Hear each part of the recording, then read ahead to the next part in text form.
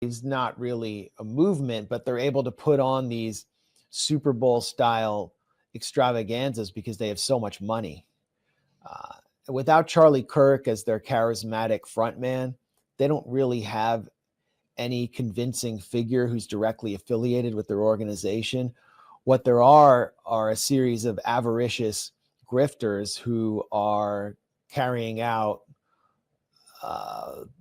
very profitable venture where they're raking in tons of money off of the tomb of Charlie Kirk and then channeling it through a series of LLCs to either conceal the donors or to conceal how much they're paying themselves, also through a series of ghost or shell nonprofits that have no employees in order to pay themselves eye-popping salaries. I mean, that's something that took place when Charlie Kirk was there, but now they don't. They're like a very profitable ghost ship. They've installed Charlie Kirk's wife, Erica Kirk, as the CEO so that they can just keep coasting off his name. But at all of their major events, they need to fill the seats by bringing highly influential celebrity MAGA personalities. So whether it's JD Vance or they recently had Eric and Laura Trump, who else have they had? Glenn Beck. And that's what they need to do in order to fill the seats, which will justify their own salaries because it looks like they're doing something important. And it does need to be said that these events register a lot of people for the Republican Party. But none of these speakers compare to Tucker Carlson. When Tucker Carlson's on stage, they're guaranteed to fill up the event, to generate lots of media. And that's why no matter how controversial Tucker Carlson gets, TPUSA has to keep him on board. And for Tucker Carlson, no matter how controversial he wants to be, how many attacks he's going to withstand, he can pretty much say whatever he wants and still maintain credibility as a major conservative influencer who is propelling the Republican Party forward as long as he has this connection to TPUSA. So Tucker Carlson is going to speak at TPUSA's major event in December, and I think that will be seminal because there will be a lot of attacks incoming. There's been a lot of pressure to get them to pull his card. But will he continue to speak at their events in 2026? That's a question. And I know there's pressure from some of the local chapters in TPUSA to cancel Tucker Carlson from some of the more Zionist chapter presidents who are more under the control of the pro-Israel faction.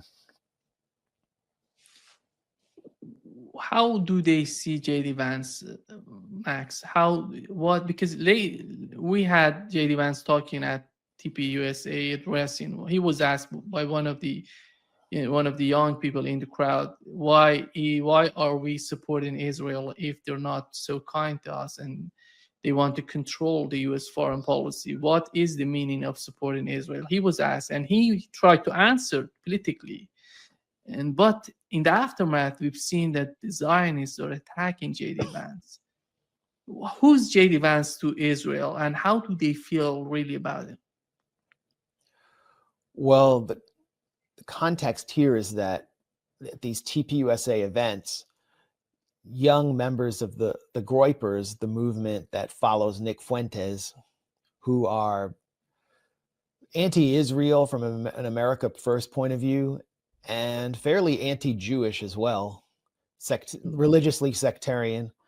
They have been seeding the audience with their members and challenging these high-profile MAGA personalities, including Eric Trump. One of them asked Eric Trump, your dad is basically taking $230 million in bribery from Israel. How can you call yourself America First?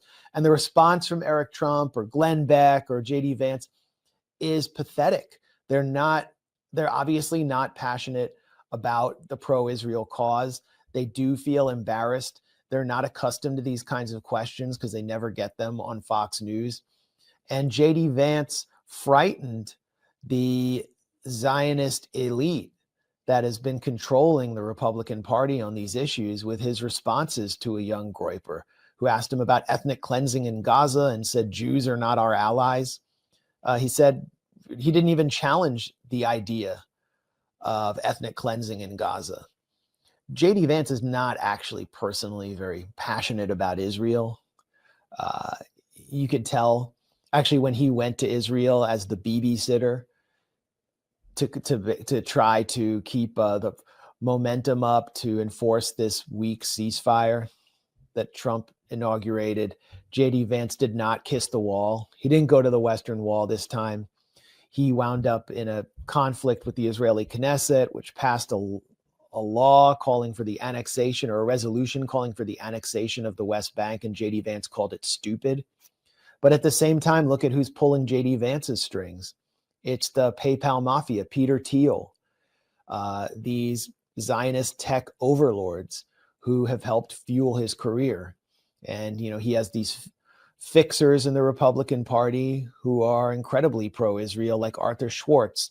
So which way will JD Vance go? There's no way you can chart a middle path. JD Vance has tried to market himself as sort of a restrainer, someone who's a realist on foreign policy, but you can't chart a middle path in today's GOP with still with the preponderance of power of these Zionist donors like Adelson and Bernard Marcus and Ike Perlmutter on the issue of Iran or the issue of Israel-Palestine. There's no middle ground that you can chart. You either are totally with them or you're Tucker Carlson and you're totally against them. And Tucker Carlson, by the way, is a friend of JD Vance's. That's public knowledge. So if JD Vance tries to pursue any path for a two-state solution or something seemingly moderate, the Zionists will see him as an enemy and they will attempt to prevent him from winning the 2028 nomination.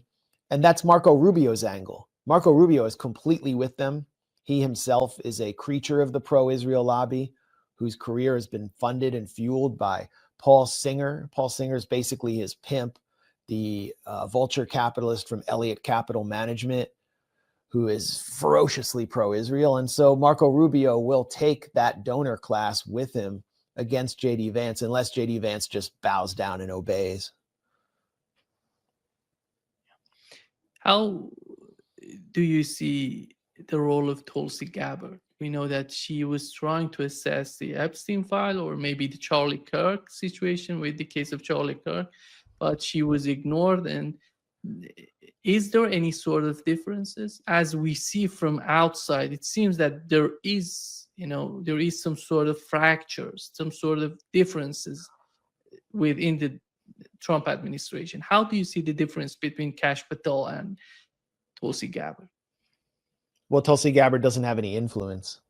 I mean, she's kept out of meetings. She was kept out of the key briefings on Iran's nuclear program during the run-up to the 12-day war, which Trump now acknowledges he personally authorized after Rubio, who chairs the NSC, directs the NSC, and is Secretary of State, said, no, Israel acted unilaterally. Trump has now said, no, we authorized Israel to do that. By the way, come negotiate with us. And Tulsi Gabbard was kept out of all of the important meetings. She is the Director of National Intelligence. It looks like to me she's been used. She was used to campaign for Trump as a former Democrat, to say, I saw the evil of the Democratic Party and Donald Trump is right. She's a charismatic person who has a commanding presence and an impressive background. And now that she's in the administration, there's very little she can do to counteract the gears of the neocon war machine, which now has the largest and most advanced U.S. aircraft carrier, the USS Gerald Ford, in the Caribbean, ready to attack Venezuela.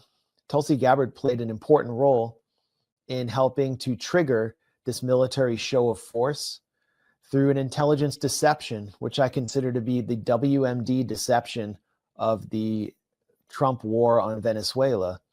She declared that Nicolas Maduro, the president of Venezuela, was in fact directing this mostly defeated Venezuelan gang, Tren de Aragua, and was using it to invade the United States through the migrant invasion. This was Trump's narrative during the campaign, and it's the underpinning of the Trump administration's designation of Nicolas Maduro and the Venezuelan government as narco-terrorists, which justifies this war. Tulsi Gabbard contradicted a declassified U.S. intelligence briefing, which found that Maduro had no connection to Tren de Aragua, was not involved with it. In fact, his security forces had been battling it.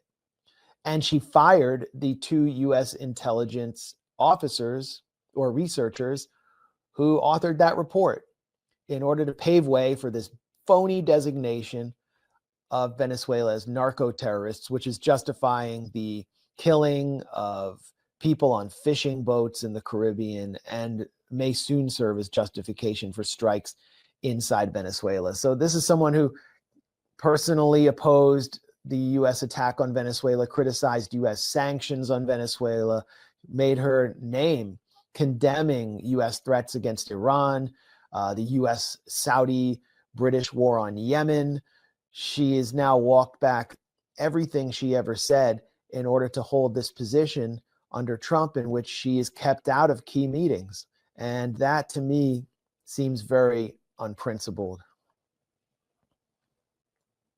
With the case of Venezuela, the main objective, Max, in Venezuela, do you think, is that the oil and the resources of Venezuela? Because if that's the case, the United States can get them, can make a contract. I don't know. Venezuela would be willing to sell their oil to the United States. But it seems that Donald Trump wants something beyond that. What is that? What is the main objective in Venezuela? Which we know that Tulsi Gabbard, as you mentioned, came out and said the regime change is not going to benefit the United States. The history says that to us. But as you mentioned, she's totally out of the circle, decision makers in Washington.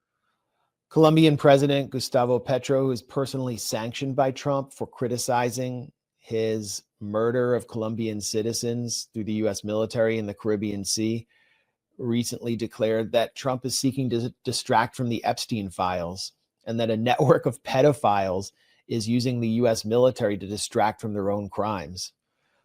Hey, maybe it's that. There's an ideological component. Marco Rubio and the Gusano industrial complex in southern Florida are obsessed with regime change in Venezuela. They want control. They want to go back to, they want to use America and the American military and American service members to help them take control of the countries that ejected them because they were a parasitic class element. There's that. Donald Trump wants to secure Florida as a base for Republican Party national electoral control. I mean, Florida's already seemingly a solidly red state, so I'm not sure what kind of factor it will be in 2028, why Trump needs to do that. But it really does come down to, I think for Trump, something transactional. It's always about greed. This is just about pure greed. He thinks that he can capture Venezuela's resources. Maria Corina Machado is the de facto leader of the Venezuelan opposition and is pretty much the embodiment of a corporate whore at a recent business conference in South Florida, which is actually run by the Adam Smith Freedom Center at Florida International University, where Juan Guaido is professor, a guy with no academic experience. I don't know if he's teaching a class in coup plotting or what, but that'll give you a sense of the kind of place that hosted her. She promised to open up Venezuela's shores to developers, to give out contracts to U.S. businessmen, and to privatize the oil sector and to fork over Venezuela's minerals in a really bizarre speech where she seemed like the kind of multinational corporate concierge to Venezuela's wealth. And the IMF has been having meetings along with international banks on Venezuela, on plundering Venezuela. But if Trump carries out these strikes and starts grinding down the Venezuelan military over the course of weeks and months, Venezuela will be destabilized. There'll be a migration crisis. There could be some kind of civil war.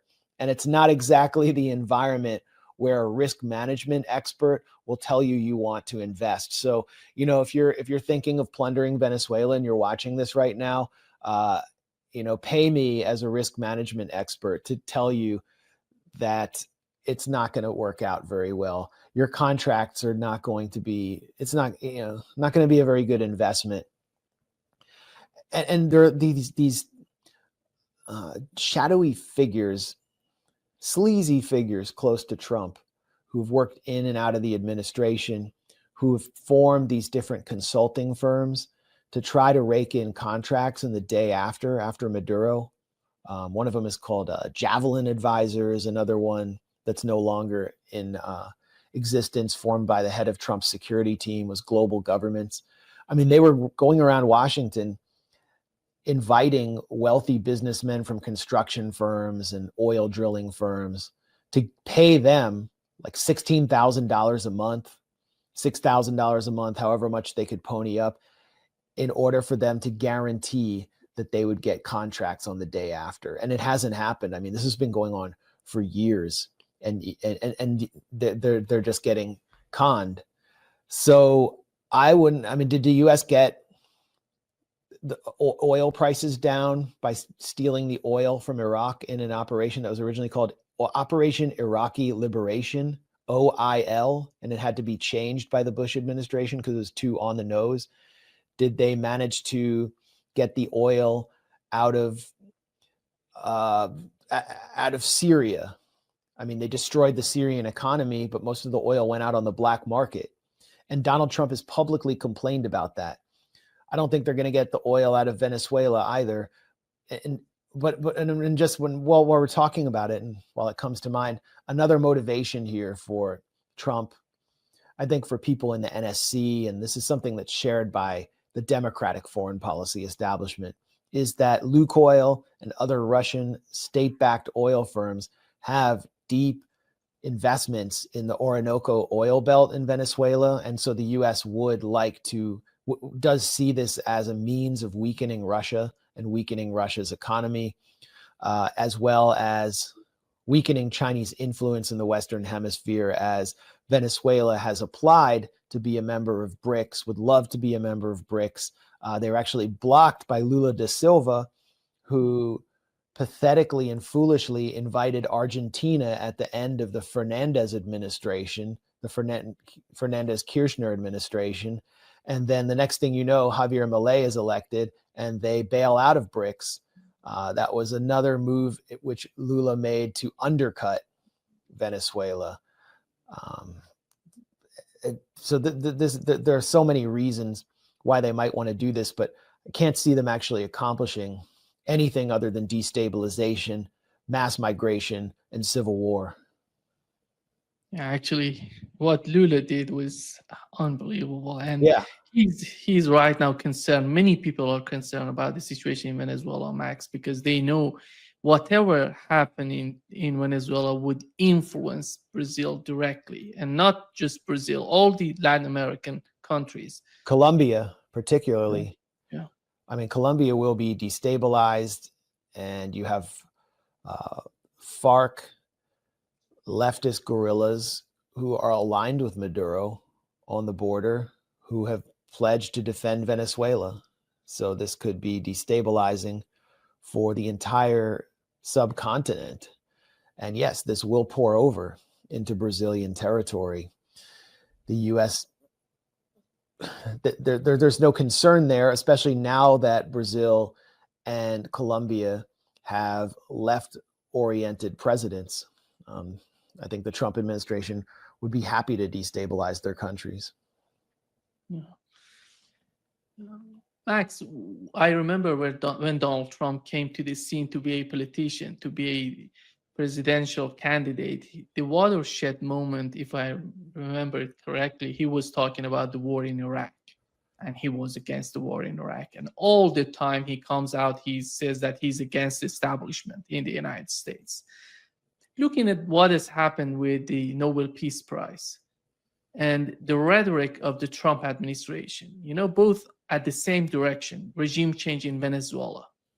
Can we draw a line between Donald Trump and the establishment in the United States, or they're becoming the same, or has become the same?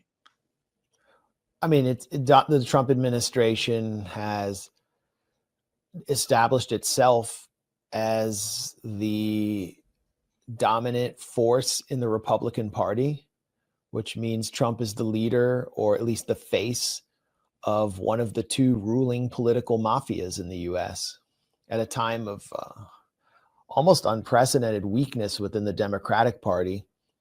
Donald Trump has managed to suffer punishing losses in last Tuesday's elections.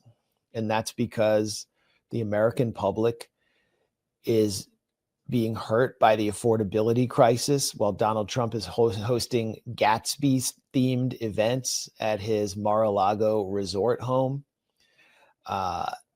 Donald Trump just made it impossible to file your taxes in the US online for free after getting $1 million donation from a tax company that charges people to do their taxes online. I mean, it's just out of control bribery at every level.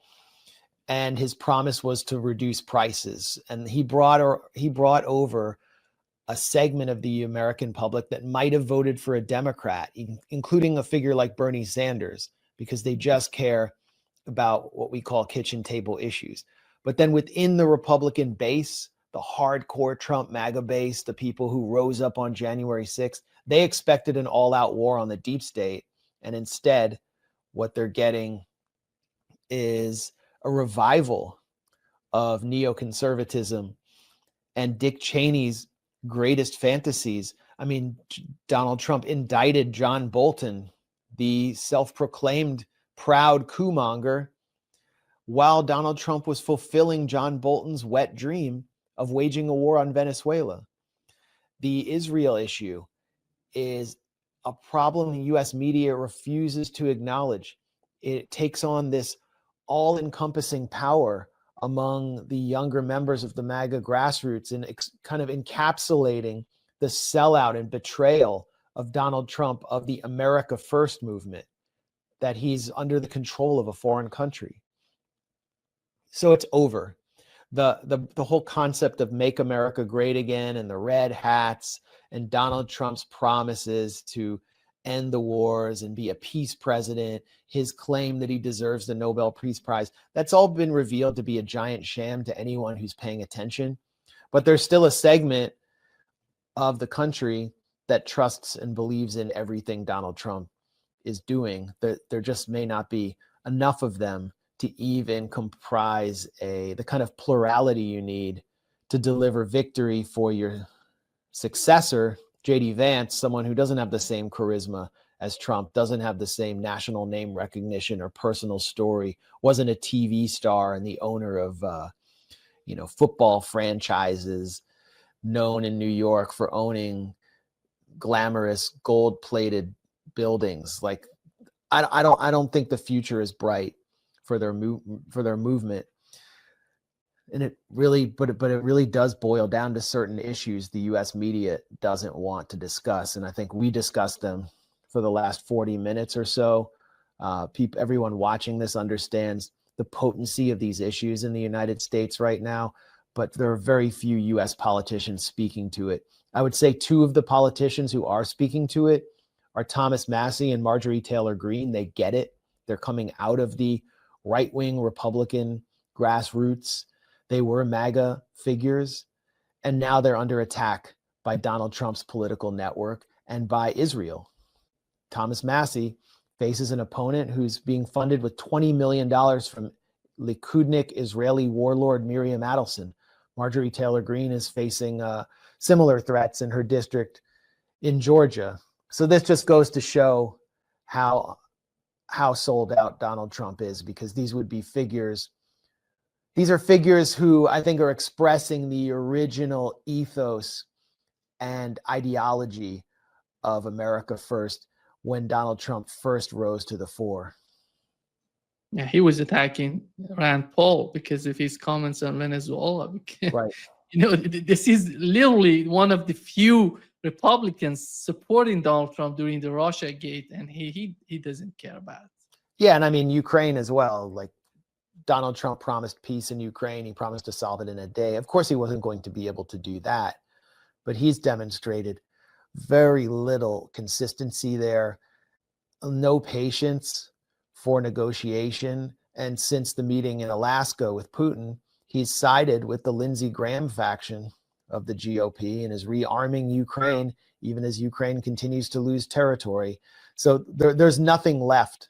There's literally nothing left of any of the promises Donald Trump made to be something different than the than the politicians that we have been cursed with through our reptilian duopoly. The other case is the case of Syria. We had al-Jawlani, al-Shara coming to the United States, talking and meeting with Donald Trump. And what is the policy of the United States, Max, when it comes to Syria? Because Donald Trump was talking about withdrawing the troops from Syria. Right now, he's sending troops to Syria. Yeah. I wrote this book, The Management of Savagery. It came out in 2019, and it predicted everything that's happening right now. And the subtitle is How America's National Security State Fueled the Rise of Al-Qaeda, ISIS, and Donald Trump. And now the founder of Syria's Al-Qaeda branch, former deputy leader of ISIS, has met with Donald Trump in the White House and was granted a friendly interview on Fox News. I mean, how much more confirmation of my thesis, which was viciously attacked, not just by neocons, but by leftists, like the kind of people you see out in the left, like Owen Jones and Mehdi Hassan and that guy from Drop Site. What's his name? I always forget his name. But, I was always under attack from them, from what I was saying about Syria. And now it's all coming home. It's literally coming home. The founder of Al-Qaeda is in the Oval Office. And it's because he was always there to deliver to the United States what it sought in Syria, which was the dissolution of Syria as the last independent, strong Arab state with an independent army and no IMF debt. Al-Shara has also met with the IMF and played basketball with U.S. military leaders. And the U.S. military will be given a presence in Damascus. But it's not just the U.S. military that has a presence in Damascus. The Mossad has been there. Israeli intelligence just walked right into Damascus and collected the former Mossad spy Eli Cohen's belongings. The Mossad spy who penetrated Syrian leadership during the 1967 war, cost countless Syrian lives before he was executed. They just walked right in with no resistance. This is the reality of Syria now. I've heard from Syrian sources that Israeli intelligence is like permanently based at the Sheraton in Damascus. Donald Trump, by the way, had promised to pull the U.S. military out of northeast Syria, but Syria is now going to become a base for the U.S. And why is it there? Because of Iran. This is a shared cause between al-Shara's Takfiri Sunni forces and the United States and Israel to neutralize Iran as a threat to Israel, or as a regional power. And this was all something that I could easily forecast in my book, because I charted the whole history of the United States supporting Al-Qaeda going back to the 1979 intervention in Afghanistan, all the way through the proxy wars in Bosnia, Libya, and here we are. How did this happen? Does anyone wonder how this happens? Is there any question that U.S. intelligence has been supporting these organizations all along to deliver this very result, and that this will be a disaster for the region? No, but I had to withstand attack after attack for spelling it out too soon. I think that's the worst thing you can do in the United States, in the most propagandized country on the world, is to actually be right too soon. You can talk about the CIA and what it was doing 40 years ago, 50 years ago in the New York Times, but you can't talk about what it's doing today and what the result will be. Before wrapping up, Max, since we talk about Syria, do you believe that there is some sort of ideas that Israel going to attack Hezbollah and the United States may attack Iran? Is there any evidence, do you think, to support that? Or are we heading toward more conflicts in the Middle East? Well, I think we have to assume that Israel's attacking Hezbollah right now. It's been bombarding southern Lebanon every day for the past 2 weeks.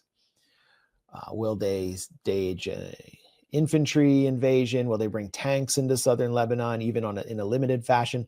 I doubt it, because the Israeli military, these units are in disarray after Gaza, and Israeli soldiers are being paid enormous amounts of money just to stay in the field. As Israeli reservists are getting more money than the average Israeli worker gets from very hard work every month, and they're moving from unit to unit. The units no longer maintain the same contiguity. The Israeli public is exhausted from 2 years of genocide, and so what I think we're going to see is a kind of mowing the lawn operation against southern Lebanon with no regard for the ceasefire with Hezbollah. And what Israeli media has said is the reason Israel hasn't sought to target Naim Qassem, who is the Secretary General of Hezbollah, who replaced Nasrallah, is because they don't want the conflict to rise to a level where Hezbollah responds, because they assess that Hezbollah still maintains 20,000 rockets and missiles, which can do significant damage in the north to Israel and would put Benjamin Netanyahu's political future in peril at a time when the Israeli public wants to go back to some form of normal. So we're looking at mowing the lawn, the war between wars concept that Benny Gantz conceived when he was Israeli Army Chief of Staff. And that means war for the population of southern Lebanon, but not for Israel. Will this lead to a war with Iran? What will be the trigger point? I think Iran has established enough deterrence to make Israel think twice about that.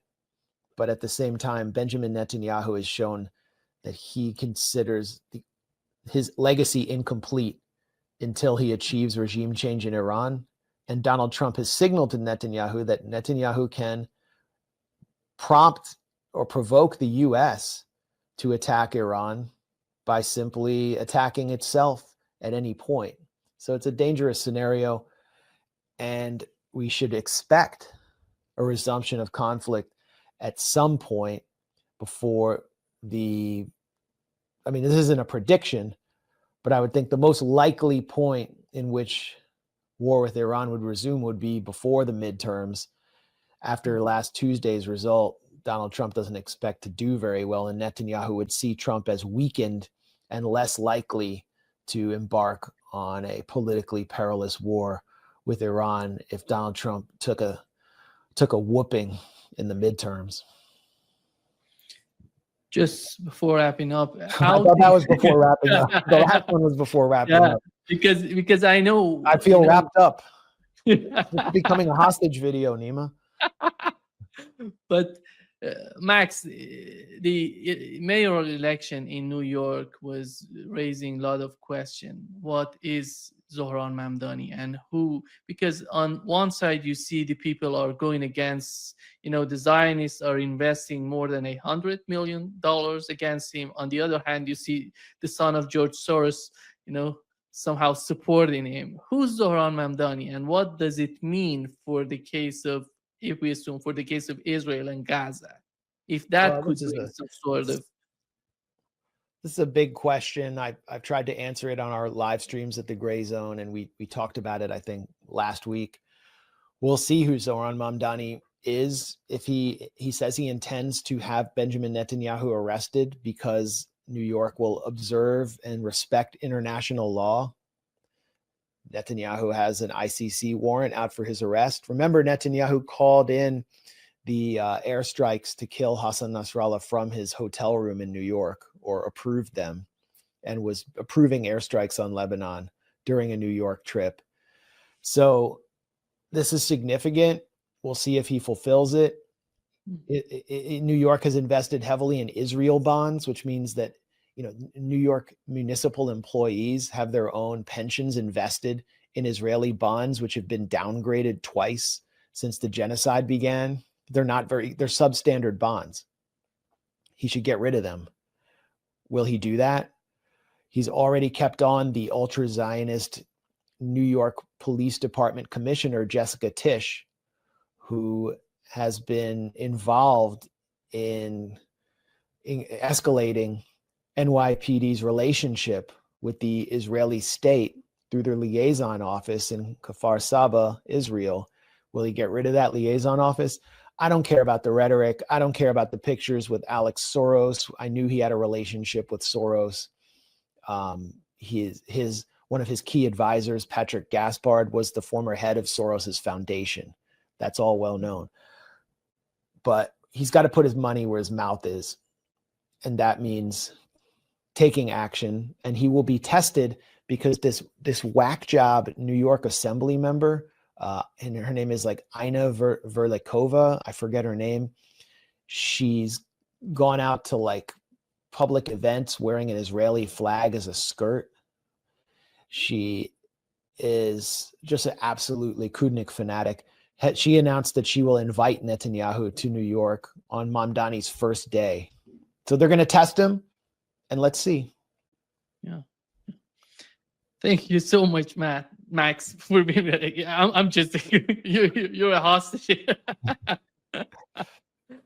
But great pleasure, Max, as always, talking to you and learning from you. And our audience really enjoy your information and the way that you try to be not the left and the right, you right in the middle and cut through everything. Well, great to talk thank to you, Nima. You treat your hostages very well.